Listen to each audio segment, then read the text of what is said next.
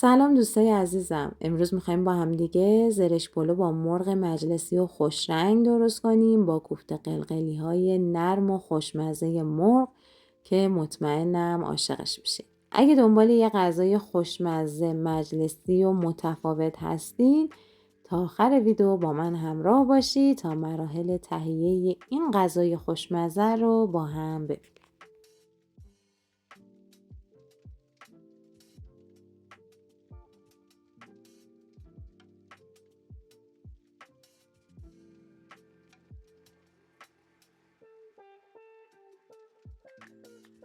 برای درست کردن کوفته قلقلی های مرغ 2 تا سینه مرغ رو با 2 تا مغز رون توی غذاساز بریزید و کاملا خردش کنید. بعد یه دونه پیاز رنده و آب گرفته شده رو بریزید. سیر به اندازه 3 تا حبه رنده کنید. نمک، فلفل سیاه و زردچوبه اضافه کنید و با دست حسابی ورز بدید تا مواد کاملا با هم دیگه مخلوط شه.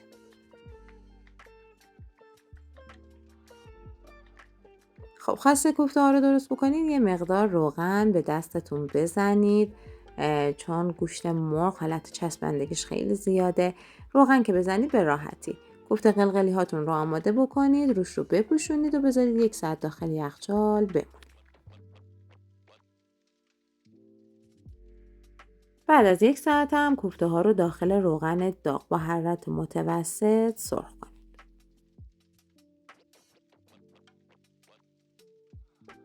همون اول که کوفته ها رو داخل روغن میندازید هم نزنید، اجازه بدید یه طرفش سرخ بشه تا گوشت مرغ کاملا خودش رو بگیره. بعد به راحتی میتونید به این شکل هم بزنید و همه طرف قلقلی ها رو سرخ کنید. خب کوفته قلقلی ها رو از روغن بیرون میارم و تو همون مایتابه داخل روغن نمک، فلفل سیاه و زردچوبه میریزم، تفت میدم تا عطر ادویه‌ها آزاد شه و بعد بهش 1 قاشق غذاخوری رب گوجه فرنگی اضافه میکنم. رب رو هم تفت میدم تا بوی خامش بره و رنگ رو باز شه. دوست عزیزم ممنون میشم در پایان ویدیو رو لایک کنید. اگر عضو کانال نیستید افتخار بدید دکمه سابسکرایب رو بزنید و این ویدیو رو با دوستانتون به اشتراک بذارید. ممنون. کوفته های قلقلی و زعفرون دم کرده میریزم و به اندازه نصف لیوان آب جوش اضافه میکنم. روی حرارت ملایم میذارم یه 20 تا 30 دقیقه بمونه تا خوب جا بیفته.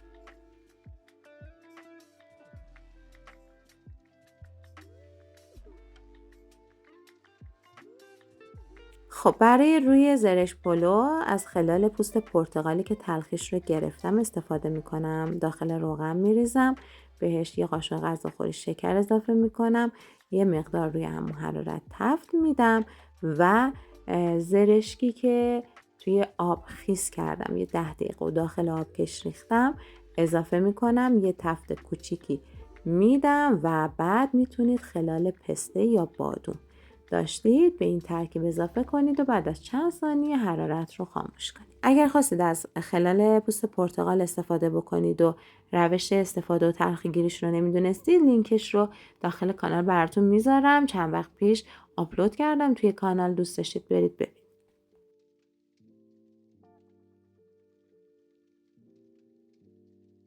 خب اینم از ترکیب جذاب و رنگی رنگی روی پلومون کنار میذارم و حالا یه نگاه بکنیم به کوفته های قلقلی. آماده شده، کاملا جا افتاده و وقتشه که از روی حرارت بردارم.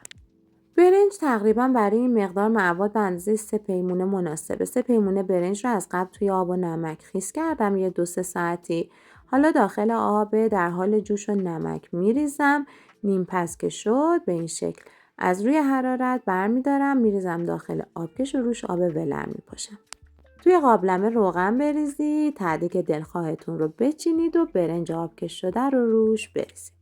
برای اینکه بهتر بخار بیفته با همون قاشق یه چند تا سوراخ روی اون بزنید و در قابلمه دم کنی بذارید. حرارت متوسط رو به بالا باشه تا داخل قابلمه بخار بیفته. بخار که افتاد یه مقدار روغن یا کره داغ رو که بهش آب هم اضافه کردید روی حرارت بذارید، هر دو کاملا داغ بشه. پلو که بخار انداخت روش بریزید و حرارت رو ملایم کنید یا زیر شعله پخش کن بذارید. خب اینم از پلو خوشمزه‌مون دم کشیده. وقتشه که توی دیس بریزیم و اون ترکیب جذاب و رنگی رنگی رو روش اضافه بکنیم و کوفته قلقلی های مرغ رو هم روش بچینیم. یه مطلب دیگه این که میتونید این ترکیب رنگی پوست پرتقال و زرشک و خلال ها رو داخل اون سوسی که مرغ ها کوفته های مرغ رو داخلش گذاشتید هم اضافه کنید. ولی من فکر میکنم به این صورت بشه مجلسی تره. اونجوری میتونید تو ظرف جدا ترکیب خورشت همون کوفته قلقلیتون رو بریزید و برنجتون هم پلو رو هم جدا سرو کنید. لطفاً برای بهتر دیده شدن ویدیو لایک کنید. لایک شما باعث میشه که به افراد بیشتری این آموزش پیشنهاد داده بشه. خیلی ازتون ممنونم که تا آخر ویدیو با من همراه بودید. قدردان وجود نازنینتون هستم. تا ویدیوی بعدی مراقب خودتون و خوبیاتون باشید و خدا یار و نگهدارتون.